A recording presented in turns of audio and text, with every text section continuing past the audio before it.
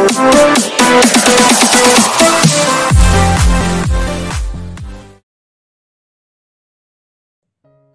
pa'y kumuha na rin ako ng mga tasa at inilagay yun sa mesa nang marinig kong mga boses nila galing sa itaas. Makalipas ang ilang minuto ay nakita kong pababa na sina nanay ng hagdan, kaya tinawag ko na agad sila papunta dito sa kusina para samahan ako. Hindi ko nakita ang kambal kasunod nila, kaya paniguradong sobrang sarap na naman ang tulog ng mga yon. "Kumusta ho ang tulog nyo, Nay, Tay?" Tanong ko. "Ayos naman, humihilik pa nga yung kuya mo." Natawa kaming lahat sa sinabi ni nanay. "Oo nga tita, may laway pa nga sa unan si Papa." Mas lalo lamang kami natawa sa pagsusumbong ni Gino. Sinita pa ito ni kuya dahil sa kahihiyan. "O halina't magkape muna tayo. May mga tasa akong hinanda dyan. Nay, Tay, pinaghandaan ko na po kayo ng kape. May mga tinapay din po dyan." Dumiretso na ako sa loob habang sila ay nakasunod sa akin. "Ate, paano kami? Hindi mo sinalihan?" Pabiro kong binatukan si Maris sa sinabi nito. "Syempre magtimpla kayo ng inyo." Tatawa-tawang saad ko. "Ay, ang bad." Napailing na lamang ako sa kapatid ko at inabot na kina nanay at tatay ang tasang may lamang mainit na kape. In fairness, blooming ngayon si Maris. Parang may inspirasyon na. Lumalove life na ata. "Anak, ayaw gumising ng dalawa. Sobrang tagal pa naman natulog kagabi. Kakalaro ni na Gino." Pagsusumbong ni nanay. "Hayaan nyo na po sila, Nay. Baka magwala pa kapag gigisingin. Kilala nyo naman po sila, Nay." Saad ko na lang habang binigyan si nanay ng makahulugang tingin. Nagsiupuan na nga kami sa harap ng mesa, samantalang ang mga pamangkin ko ay nandoon sa likod bahay. Nagkwentuhan lamang kami hanggang sa pumasok si Lucas sa sumabay sa amin. Halatang bagong ligo pa nga. Boses niya na lang yata ang dumagungdong dito sa loob ng bahay. Lahat-lahat na ata kwento niya kaya sa sobrang kadaldalan niya na nga ay nahampas ko siya. Paano, sinabi ba naman kina nanay na ayos na raw kami at nagkabalikan na? Kapal talaga ng muka. Ganoon lang ang naging takbo ng usapan namin. Masaya nga ako at kahit papaano'y nanumbalik ang sigla nitong bahay. Pagkatapos ng ilang taon, nagising na ang kambal at kalagitnaan na ng aming pagliligpit. Kaya ayun at nagtampo dahil hindi raw sila hinintay. Alauna na ng tanghali kaya napagpasyahan ni nanay na umalis na. Makalipas ang ilang araw pagkatapos ng pangyayaring yon, ay dire-diretso ng pagiging makulit nitong si Lucas. Oo, sobrang kulit. Sobrang clingy niya na. Magugulat na lamang ako nang bigla-bigla niyang isasandal ang ulo niya sa balikat ko. Kaya ayun at palagi naman siyang nakakatanggap ng batok sa akin. Ngayon ay kasalukuyan akong nagpapahangin sa labas ng mansyon, habang ang mga bata ay abala sa paghahabulan sa aking harapan. Samantalang ako'y humihigop ng kape. "Honey," and there he goes. Speaking of him, mukhang may babatukan na naman ako ngayon. "Oh," I replied. But to my annoyance, he just gave me a creepy smile. Tanggap niya ng honey ko siya ulit. Pakansyaw nitong wika at nagmamadaling lumapit sa akin na ikinagulat ko. Sobrang bilis ng kilos niya na hindi ko namalayang nasa harapan ko na pala siya. At dahil nga sa gulat ay hindi kaagad ako nakaiwas ng mabilis niyang halikan ng aking noo. "Good morning, honey," he greeted sweetly. Gone his creepy smile and was replaced with his manly yet adorable smile. No, I didn't mean that he's adorable. Whatever. Inirapan ko na lamang ito at binalik na ang tingin sa mga anak naming abala sa paglalaro. He called them and told them to come near us, just to greet them. Pawis na kayo ah." "Wait, I'll go get your towel first," he said and was about to stand when I talked. "You don't need to, nandito na sa akin." Saad ko na lang at kaagad na inilabas ang tuwalya na nasa gilid lamang ng aking inuupuan. Nakita ko naman tong napakamot sa batok at naglakad pabalik sa akin na tila ba'y napahiya. Kinawayan ko papunta sa akin ng mga anak ko at isa-isang pinunasan ng mga pawis nila. Nilagyan ko na rin ng tuwalya ang likod nila dahil hindi pa pala raw sila natatapos sa paglalaro. Kaya heto't naiwan kaming dalawa rito, nakaupo habang pinagmamasdan sila. We stayed silent for a few minutes until I decided to talk. Napag-isip-isipan ko magtayo muna ng maliit na negosyo habang naghihintay sa tawag galing sa istasyon. Saad ko, hindi man ako nakatingin dito, nakita ko itong napalingon sa akin. I secretly gulped, hoping that he would agree. Of course, I can't just decide things on my own when talking about business. Kaya nga sinabi ko ito sa kanya ngayon. Dahil hihingi na rin sana ako ng tips para maiwasan ang pagkalugi, no? Ipon ko rin kaya ang gagamitin kong puhunan. Nakakabagot na rin kasi rito sa mansyon. Saka gusto kong mag-ipon pa para maipagamot ko na nga si Feli. That's a good idea, he answered. Nakahinga ako ng maluwag. What kind of business are you planning? He asked. Sandaling napalunok ako bago nagsalita. Clothing shop sana, I said. Hindi naman kaagad ito sumagot kaya pasimple ko itong tiningnan. Nakatingin lamang ito sa malayo na para bang mayroong iniisip. Kinakabahan tuloy ako. Piling ko tuloy kaharap kong business teacher ko. Malamang, hindi pa kaya ako masyadong magaling kapag negosyong pag-uusapan. Unlike sa kanya na successful at well-known na sa larangang ito. Maganda yung naisip mo. Saan mo planong ipatayo if ever? He asked. Oo nga no, pero napag-isip-isipan ko na rin yan. Gusto ko sana roon sa malapit sa kinakainan ko parating resto noon sa tuwing umuuwi ako. Marami kasing dumadaan na para sa akin ay potensyal na mamimili. At ayun nga, kwento ko sa kanyang mga plano ko. Nakatingin lang siya sa akin at tumatango-tango na para bang nakikinig talaga siya. Oo nga, seryoso talaga siyang pinapakinggan ng bawat sinasabi ko. Ayos ba yon? I asked. Now I am beginning to feel comfortable with him again. Pero sa inis ko ay napataas ang dalawa kong kilay dahil nakatitig lamang ito sa akin habang nakangiti. Oo, ayos na nga yun. Matalino ka naman. Sobrang ganda pa. He said. Nanlaki ang mga mata ko sa huling sinabi nito at wala sa sariling hinampas ang kanyang braso. Nag-iwas ka agad ako ng tingin at umayos ng upo.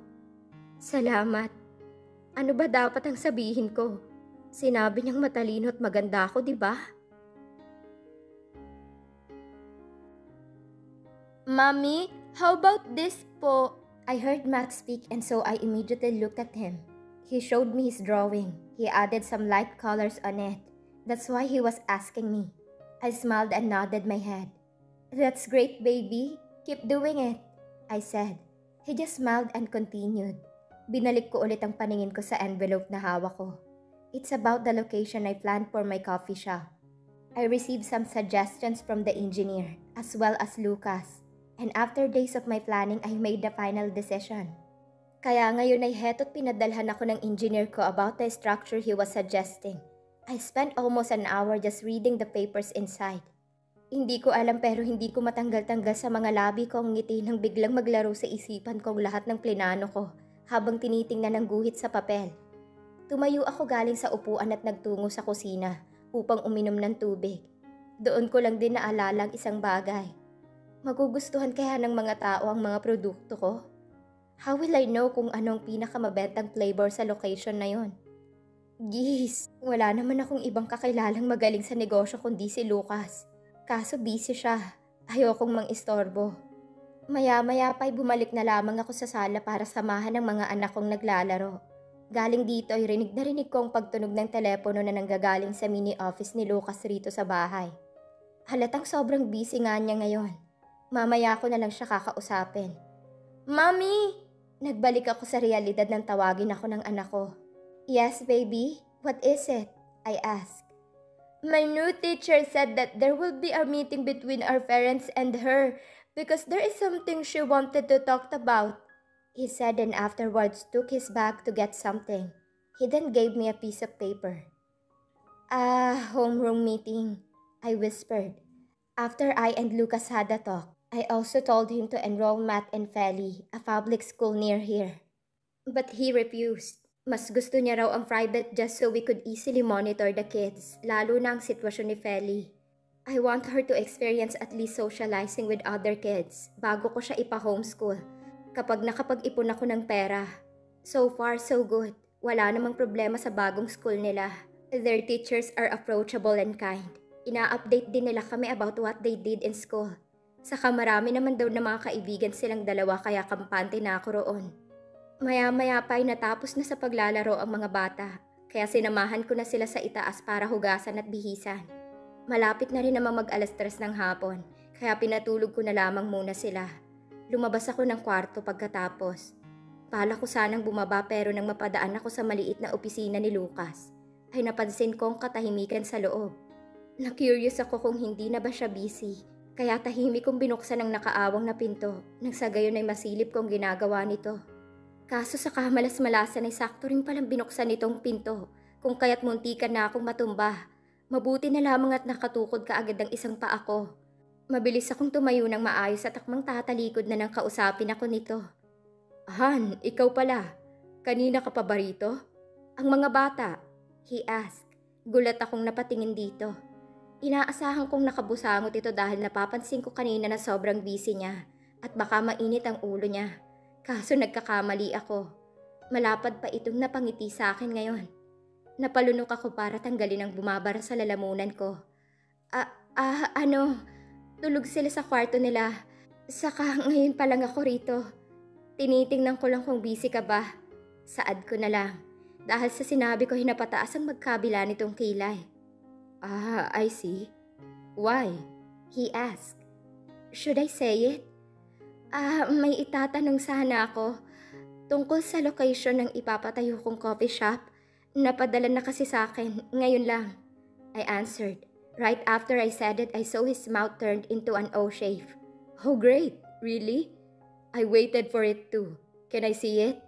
He said. Excitement was evident in his voice.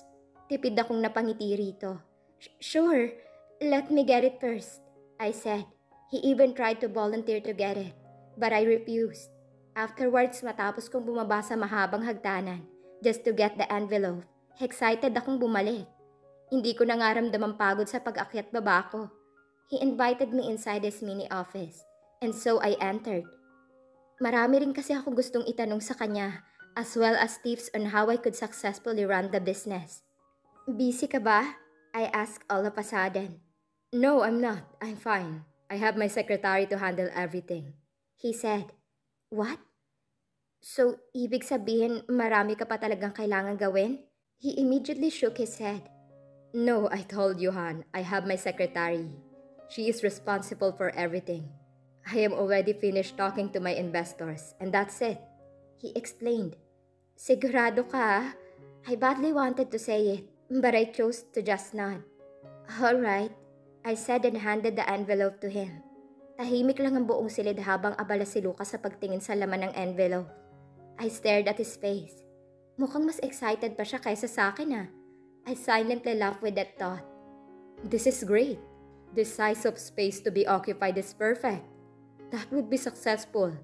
I'm telling you, Han. He said while clapping his hands. Natawan na lamang ako habang umiiling. I hope so. I'm not that good at business at biglaan lang ang paplano ko nito. I said, Hey, that's fine. I'm here right beside you to guide you. He said, Well, since nandito naman kami sa usapang ito, why not ask him for some tips? I'm not even sure if mabenta yung ibebenta ko. I said, Bakit naman? You know what, Han? One thing you should avoid in starting your own business is doubting your own capabilities. He said, Wow, where did he get that? Was that a quote? Because I love it. Feeling ko tuloy philosopher itong kausap ko ngayon. Napangiti ako rito. Thank you, I just said. And after that a deafening silence reigned. Mayroon akong gustong sabihin ngunit hindi ako makatsyempo. Kaya sinimulan ko na lamang ang lahat sa peking pag-ubo ko. Nga pala, since I am not that familiar to the people in that place, I'm afraid na baka hindi nila magustuhan ng product ko, even though sabihin nating highly demand ang coffees roon. I said. Hindi ka agad nakapagsalita si Lucas, kung kaya't nagsimula itong maglakad-lakad na tila ba ay mayroong iniisip. Seconds after he snapped. I have an idea. What if we will conduct a small survey? That would be helpful. He suggested. Napatango ka agad ako. Oo nga no. Marami pa tong sinasabi regarding the business. He even said that he would help me promote my business to his employees. He suggested some strategies such as promos and events. Ako? Ayun, focus na nakikinig sa kanya as if he is my teacher. Well, actually he is. Ang galing ni Lucas in talking about business. It was like he knows everything in this industry. Parang noon lang kasi inaalalayan pa siya ng daddy niya. He always asked for some suggestions before making decisions. But now he is well experienced. No wonder he was considered a business tycoon. I don't know how long he was talking, I just found myself exchanging words with him. I was talking comfortably with him. We laughed and shared some experiences. Hanggang sa napag-usapan na namin ang college life, high school and such. Yeah, I even saw you during our first year in high school. You were so cute and curly. Nagbebenta ka pa ng munchkin. He said and chuckled. Yeah, just so I could help nanay and tatay. I replied. I know, Han. Kaya proud na proud ako sa'yo. Kaya ako nagkagusto sa'yo. You have a big heart for your family. He said. Hindi ko napansin ang pagtitig nito. Not until I looked at him. Pakiramdam ko'y nagdikit ang mga mata namin sa isa't isa. Kung kaya't hindi na namin magawang mag-iwas ng tingin. He was so proud of me. But how come he left me with the reason he got nothing to be proud of me? Nawala siyang maipagmamalaki sa mga kasosyo niya. Kesyo, isa lang akong hamak na galing sa mahirap na pamilya, unlike their wives. Doon ko lang tuluyang nagawang mag-iwas ng tingin dito. Mariin kong kinagat ang pang-ibabang labi ko para pigilan ang emosyong nais na kumawala. I am sorry. Pero laking gulat ko nang bigla niya itong sabihin. I'm sorry, Althea. I know what you're thinking. And I want you to forget all of it if you just can't. Wala ni isa sa mga sinabi ko noon ay totoo, Althea. Believe me. Ipinagmamalaki kita. It's just that mas pinaniniwalaan ko lang ang mga sabi-sabi ng mga tao noon without even listening to you. He said. Sobrang laki ng naging kasalanan ko at alam kong mahirap yung kalimutan. But as what as I had promised, babawi ako. Babawi ako. I don't know, but what am I thinking right now as a response to him is that hopefulness. No anger. Nothing but hope. Wait, why are we suddenly talking about that? Business ang usapan, di ba? I chuckled, and that we both laughed. Ayokong mag-ibang alanganin sa pagitan namin. Hindi rin ako komportableng pag-usapan iyon. Ilang segundo pa ay nakita ko itong napabuntong hininga at maya-maya'y tinitigan ako. I saw nothing in his eyes but contentment while he was looking at me. I've longed for this moment, he said. Binigyan ko lang ito ng nagtatanong na tingin. I got a glimpse of what he was talking about, but I chose not to speak. Ayokong umasa. We talking each other like this. Walang nagsasakitan, walang iyakan, walang sigawan. Just this. He continued. He smiled after. Hindi na lamang ako nagsalita at hinintay na magpatuloy ito. Maya-maya pa'y napansin yata nitong wala akong balak magsalita, kaya nagpakawala ako ng buntong hininga. Can I ask for something? What is it? I almost whispered. From here I can sense how anxious he was, as if he was really mindful of what he said. Mukhang nagdadalawang isip pa nga itong sabihin ang nais niyang sabihin. Pwede bang ganito na lang tayo palagi? Go on, Lucas. Talk. Prove to me how you wanted to bring the old us back. Nag-iwas ako ng tingin dito at pasimpleng nilalaro ang mga daliri sa kamay ko. Hindi ako nagsasalita. Wala akong masabi. Hindi ko alam kung anong sasabihin ko bilang sagot. I just wanted to hear him talking. I want us to treat each other as at least friends. Alam kong hindi ka pa rin handang ibalik yung relasyon natin. I'm sorry if I am asking maybe too much from you. I cut him. Friends? Why friends? I questioned. Why was he asking for us to be friends? We're not friends. I don't want friends. Hindi ako friendly. And treating the father of my kids as a friends? Iyan na yata ang pinakaayaw kong gawin. I saw him grinned. I don't know what exactly he was thinking, but I preceded him. I'm not friendly in the first place. And hello, being friends with the father of my kids? Anong klaseng pag-iisip yan? Hindi makapaniwala na saad ko. Napansin kong mas lalong paglaganap ng ngisi nito. Alright, then this is fine with you if we can treat each other as a couple? He asked. I smirked and rolled my eyes on him. Asa, I whispered enough for him to hear. I heard him laugh later on. Hindi ko naman alam kung nagjo-joke lang ba ako o hindi, pero tila ba'y nahawa ako sa kanyang pagtawa. Teka nga, hindi yan ang pinupunteriya ko rito. Why are we wasting our 5 minutes with that? I babbled. I apologize, Han. Masyado lang akong na-overwhelm sa matinong usapan natin.